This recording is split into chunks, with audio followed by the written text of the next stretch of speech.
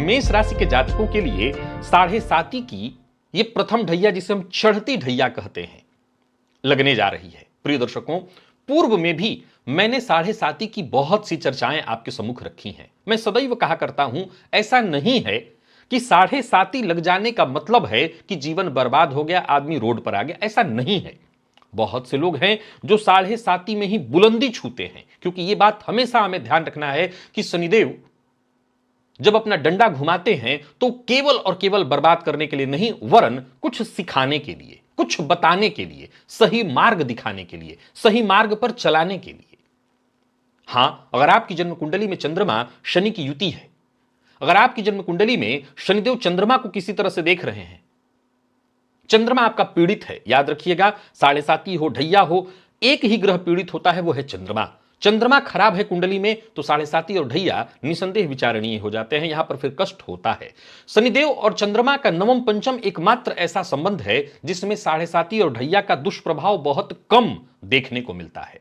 अब मेष राशि के जातकों के लिए जो चढ़ती ढैया होगी, इसका जो दुष्प्रभाव देखने को मिलेगा वो क्या है? व्ययाधिक्य, खर्च बढ़ जाएगा। अब शनिदेव आपके लिए कर्मेश और लाभेश होकर के व्यय भाव में जब संचरण करना शुरू करेंगे तो सीधी सी बात है, कार्यक्षेत्र में परेशानियां शुरू होंगी। कार्यक्षेत्र में आपके साथ राजनीति होने लगेगा, उठापटक, इसको दिवालिया योग भी कहते हैं। व्यापारी हैं, आपसे गलत निर्णय होगा और गलत निर्णय के चलते आपका धन गलत जगह पर लग जाए, जिसका दुष्परिणाम आपको देखने को मिलेगा। यहां आपको बहुत सतर्क और सजग हो जाना चाहिए। देखिए, हमेशा यह ध्यान रखिए कि जब साढ़े साती लगेगी तो ऐसा क्या होगा? क्या शनिदेव आएंगे, हाथ पकड़ करके आपको बर्बाद कर देंगे? ऐसा हो ही नहीं सकता। फिर ऐसा क्या होगा कि साढ़े साती में आपको बहुत कष्ट हो? गलती होगी आपसे, आपके द्वारा लिया गया निर्णय गलत होगा, आप जल्दबाजी में निर्णय लेंगे, आप बिना विचारे निर्णय लेंगे।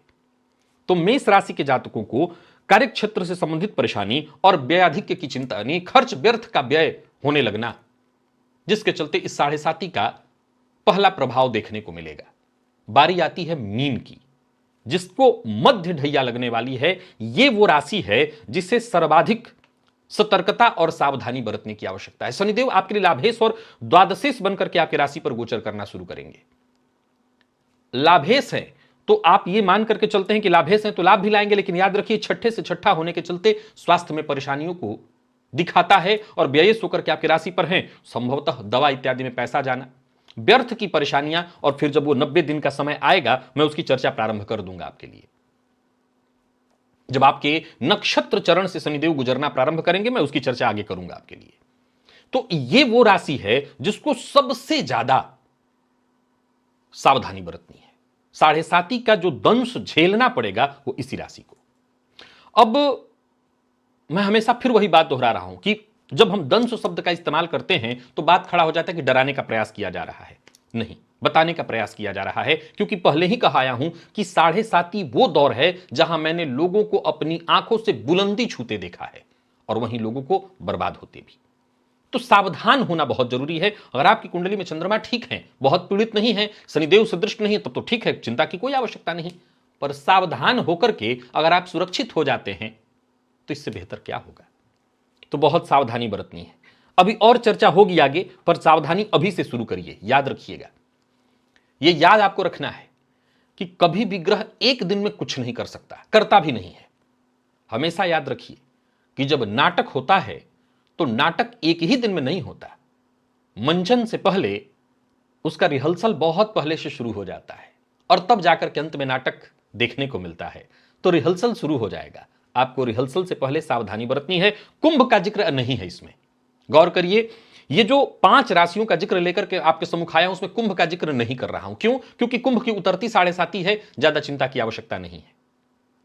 कुंभ की उतरती साढ़े साती है, टेंशन की कोई ज्यादा आवश्यकता नहीं, बस सावधानी बरतनी है, वाणी पर नियंत्रण रख लेना है। बीते दिनों में जो भी परेशानियां आपने देखी हो, अब आपको धीरे धीरे धीरे धीरे उठने का प्रयत्न करना है। सो चिंता की ज्यादा आवश्यकता कुंभ की नहीं है। मीन और मेष दोनों को बहुत सजग रहना है। बीते दिनों मैंने बताया था कि 5 राशियां, जिसमें मैंने सिंह और धनु का जिक्र किया था, जिनके लिए अच्छा रहने वाला है यह वर्ष। अब सवाल उठता है कि जब शनिदेव आपकी राशि से अष्टम में गोचर करेंगे, ढैया का प्रभाव मिलेगा, तो अच्छा कैसे होगा? कई क्षेत्रों में आपके लिए बहुत अच्छा रहने वाला है यह वर्ष, कई क्षेत्रों से आपको लाभ देने वाला है, क्योंकि देवगुरु बृहस्पति का आपकी राशि से दशम, एकादश ये सारा परिवर्तन आपके लिए बहुत बढ़िया रहने वाला है। राहु सप्तम में रहकर के भी आपके लिए कोई विशेष नुकसान नहीं देंगे। हाँ, दांपत्य जीवन में कलह की स्थिति लाएंगे, जो कि ऑलरेडी थोड़ा बहुत रहता है आपके साथ। शनिदेव से आपको कुछ नुकसान होगा, थोड़ी मानसिक परेशानी रहेगी आपके लिए। शनिदेव कहीं ना कहीं आपको मानसिक रूप से जूझने के लिए बाध्य करेंगे, तो आपको बहुत ज्यादा सावधानी बरत लेनी है। जब मैंने ये कहा कि इस वर्ष की 5 भाग्यशाली राशियां, और उन 5 भाग्यशाली राशियों में मैंने सिंह का जिक्र किया, तो मैंने देखा, मैं जानता हूं कि सिंह को शनि की ढैया लग रही है और ढैया लगने के चलते परेशानी होनी चाहिए, लेकिन मैंने ऐसा नहीं कहा। उसके पीछे का तर्क सुनिए। प्रिय दर्शकों, शनिदेव और चंद्रमा ऐसे ग्रह हैं, जब राशि छोड़ते हैं तो अपना अच्छा बुरा जो भी उनको प्रभाव देना होता है वो दे देते हैं। तो सवाल खड़ा होता है कि जब राशि छोड़ते हैं तब अपना अच्छा बुरा प्रभाव देते हैं, तो सवाल उठता है फिर कुंभ के लिए कुंभ को आपने छोड़ क्यों दिया? कुंभ के लिए तो सबसे ज्यादा बुरा होना चाहिए, मकर के लिए तो सबसे बुरा होना चाहिए। प्रिय दर्शकों, यहां एक बात बहुत ध्यान से समझ लेना है, जो जाना था इन राशियों का वो लमसम जा चुका है, अब कुछ बहुत नहीं बिगड़ने वाला। हां, अब अगर ये राशि के जातक, जैसे मैंने इनके जिक्र को छोड़ा, उसके पीछे का तर्क यही है, हमेशा याद रखिए। कई बार आपने लोगों को कहते सुना है, ये गलत नहीं है कि शनिदेव जाते जाते असल में दे जाते हैं, ये आपने सुना है, जबकि असल में ज्योतिष शास्त्र क्या कहता है कि शनि जाते जाते ही परेशानी देते हैं। शनि कैसे ग्रह हैं? तो वृद्ध ग्रह हैं, और वृद्धावस्था सबसे अंतिम में है, तो शनिदेव जाते जाते देते हैं, सफलता भी और असफलता भी, परेशानी भी, ये सब बाद में देते हैं। इसीलिए आपने सुना है कि जाते जाते शनि दे देते हैं। असल में जाते जाते वो दे ही देते हैं, छीनते तो कुछ नहीं है। पर होता क्या है कि अब ये निर्भर करता है कि आपने उसको लिया कैसे। शनिदेव ने जो दिया, आपने उसको लिया कैसे? ज्ञान ले लिया, कुछ सीख लिया, कुछ समझ लिया तो बहुत कुछ लिया, और नहीं समझे तब तो फिर जाते जाते भी जो रखा है वो ले जाएंगे। तो असल में मैं ये मान के चलता हूं कि कुंभ के जातक थोड़े दार्शनिक होते हैं, गंभीर होते हैं, और उनको पता है कि उनकी गति धीमी है। इसलिए मुझे भरोसा है कि कुंभ वाले इस समय को निकाल लेंगे और उनके लिए कोई कष्ट की बात नहीं है। अब बारी आती है सिंह की। तो सिंह के जातक भी गंभीर होते हैं, स्थिर होते हैं, परंतु आपको इस ढैया से अगर नुकसान से बचना है तो 2 बातें गांठ बांध लेनी होंगी। पहला, अहंकार का त्याग करना होगा। दूसरा, कार्यक्षेत्र में घुल मिल के रहने की प्रवृत्ति बनानी होगी। जरूरी नहीं है कि हर जगह आप ही बॉस बन करके रहें। एक सामान्य सरल शब्द कहते हैं बॉसी प्रवृत्ति। आप इस बॉसी प्रवृत्ति को त्याग दीजिए तो ढैया से ज्यादा नुकसान आपको नहीं होगा। अन्यथा फिर कार्यक्षेत्र में परेशानी, उठापटक शुरू हो जाएगी, कहीं से कहीं आपको पहुंचाया जाएगा, यानी ट्रांसफर, और बेमतलब के ट्रांसफर परेशानी में आपको डाला जाएगा। बचना चाहते हैं, थोड़ा शांत हो जाइए, सावधान तो रहिए ही, शांत में कुछ उपाय भी आपको बताऊंगा। और यह बात आती है वृश्चिक की। नहीं, पहले धनु की कर लेते हैं, तब वृश्चिक की बात करेंगे। धनु के लिए चतुर्थ के शनिदेव ढैया से वैसे कोई नुकसान ज्यादा नहीं होता। मानसिक अशांति, माता को कष्ट, गृह कलह की संभावनाएं, परंतु चौथे शनि भूमि भवन वाहन का सुख खूब देते हैं। तो आप अचल संपत्ति इत्यादि जो करना चाहें वो कर सकते हैं। इन सब मामलों में यह ढैया आपके लिए ठीक होगी, तो ज्यादा चिंता की आवश्यकता नहीं। इसका जो दुष्परिणाम निकल करके आएगा वो 2 ही है। ढैया कहा गया है ना, क्यों ढैया कहा गया है? कुछ तो कारण होगा कि चौथे शनि को ढैया कहा गया, और कहा गया कष्ट देते हैं, तो इसके पीछे रीजन क्या है? इनकी दृष्टि आपके व्यक्तित्व पर पड़ रही है।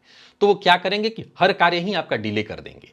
तो ये स्वीकार कर लीजिए, कार्यक्षेत्र में उठापटक की स्थिति थोड़ी ज्यादा आ जाएगी, स्वीकार कर लीजिए।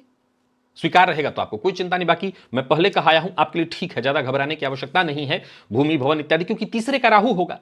तीसरे का राहु जो है वो पुरुषार्थ में आपके वृद्धि करेगा, वो आपको हर जगह से पुरुषार्थ करके देगा। तो इसके चलते ढैया से ज्यादा आपको चिंता नहीं करनी है। अब जिस ग्रह राशि की चर्चा मैं एक्स्ट्रा करूंगा, जो कि आप प्रायः इसी के चलते कई लोग उटपटांग भी इसी वीडियो में आके कमेंट करेंगे, वो है वृश्चिक। ढैया समाप्त हो जाएगी, लेकिन एक मैं इसके बारे में सदैव चर्चा करता हूं और फिर से आपके लिए कर दे रहा हूं। शनिदेव का राशि से पंचम का संबंध, और यह चर्चा आपको सिर्फ और सिर्फ मेरे यहां ही सुनने को मिलेगी, और यह चर्चा आपको याद रखनी है। शनिदेव का राशि से पंचम संबंध यह ठीक नहीं होता। जब शनिदेव आपके राशि से पंचम में गुजरना शुरू करेंगे तो यहां से उनकी तीसरी दृष्टि आपके सप्तम पर होगी। देखिए, इसको समझिए, इसके पीछे कोई तर्क, बेतुका तर्क नहीं है, बड़ा गंभीर तर्क है। कालपुरुष की कुंडली के हिसाब से पंचम भाव में कौन सी राशि होती है? सिंह राशि। सिंह राशि के स्वामी कौन है? सूर्य। सूर्य और शनि हैं कैसे? नैसर्गिक शत्रु ग्रह, यानी काल पुरुष की कुंडली के हिसाब से पंचम भाव सिंह राशि सूर्य के स्वामी इन ग्रहों के राजा का घर है, और वहां पर शनिदेव बिल्कुल ठीक प्रभाव नहीं दे पाते, और यहां से उनकी तीसरी दृष्टि सप्तम पर पड़ती है, जहां से आपके जीवन काल में सब कुछ है, दांपत्य जीवन से जुड़ा हुआ है। शनिदेव विच्छेदात्मक ग्रह हैं, सो दांपत्य जीवन में कलह परेशानी स्थिति उत्पन्न करते हैं। इनकी सातवीं दृष्टि आपके लाभ भाव पर पड़ती है, विच्छेद की स्थिति उत्पन्न करते हैं, लाभ से दूर करने लगते हैं। और इनकी 10वीं दृष्टि आपके कुटुंब धन भाव पर पड़ती है, जब परिवार के सदस्य जीवन साथी सब आपका साथ छोड़ने लगे, इनके साथ ही अनबन मतभेद की स्थिति उत्पन्न होने लगे, तो सीधी सी बात है, इसीलिए दक्षिण भारत में कहा गया साढ़े साती और ढैया से भी ज्यादा डर उन्होंने कहा इस पंचम के शनि से है। पंचम का शनि, वो कहते हैं कि टूटे बर्तनों में खाने को बाध्य कर देता है, फूटे बर्तनों में खाने को बाध्य कर देता है। कहने का तात्पर्य बहुत अधिक संघर्ष और परेशानियों में डाल देता है। अब उपाय क्या है? हो सकता है आप लोगों के मन में उत्पन्न हुआ हो कि विषय डराने का है, नहीं, समझाने का है। और बारी आती है उपाय, जो मैं हमेशा कहा करता हूं और भी आने वाले दिनों में फिर से कहूंगा। देखिए, अगर आप चाहते हैं कि वक्त आपका कुछ न बिगाड़े, वक्त में कुछ खराब न हो, तो जब आपको पता चल गया कि वक्त बिगड़ने वाला है, तो एक बात जो मैं हमेशा आपको समझाया करता हूं, बताया करता हूं, वो यही है कि आपको पता है कि बिगड़ने वाला है, और आप जो कर रहे हैं सब कुछ आसानी से हो रहा है। ऐसा लग रहा है कि 2 लगा रहा हूं 4 आ रहा है। कहां, मैंने तो सुना था बुरा था, यहां तो केवल और केवल मैं बुलंदी के झंडे गाड़ रहा हूं। असल में आपको एक बड़े षड्यंत्र में फंसाया जा रहा है। ग्रह, मैं हमेशा कहा करता हूं, कभी कुछ बिगाड़ ही नहीं सकता आपका, वो खेलता है आपके मन से, अर्थात चंद्रमा से। जब आपको ऐसा प्रतीत होने लगे कि आप जो कर रहे हो तो सब आसान हो रहा है, आपके सारे पत्ते ही केवल और केवल आपको सफल ही बना रहे हैं, ये बहुत घबराने का विषय है, ये डर जाने का विषय है। जब दिख रहा है कि वक्त बुरा है पर हो नहीं रहा, इसका मतलब एक भयंकर षड्यंत्र, और ग्रह यहीं पर आपको धोखा दे देता है। इसका बताने का सिर्फ एक मतलब है, सावधानी बरत लीजिए। कोई बड़ा इन्वेस्टमेंट भी कर रहे हैं तो बहुत ठोक बजा करके, बहुत सोच समझ करके, सावधानी, सतर्कता में ही आपकी सुरक्षा है। और बाकी उपाय तो मैं हमेशा एक ही कहा करता हूं, हनुमान जी की आराधना, इससे आप बस अलग मत होइए। हनुमान जी को पकड़े रहेंगे, मैंने लोगों को कराया है, लोगों को बताया है, साढ़े साती ढैया में भी वो चैन से आज जी रहे हैं, और सिर्फ हनुमान जी के शरण को पकड़ करके। कोई भी मंदिर पकड़ लीजिए घर के आसपास, हनुमान जी के मंदिर में जाइए, उनका दर्शन करिए, हनुमान जी के मंदिर की साफ सफाई जो आपसे हो सके, कुछ मंदिर में कुछ लगा सकते हो लगाइए। यानी इस दौर में हनुमान जी की शरणागति ही एकमात्र वो मार्ग है जो आपको सुरक्षा प्रदान करने वाली है। बाकी जब ये समय और करीब आएगा, मैं फिर से और गहराई से इसकी चर्चा लेकर के आपके सम्मुख उपस्थित होऊंगा। आज के लिए बस इतना ही, इजाजत दीजिए, पुनः मुलाकात होगी। तब तक के लिए नमस्कार।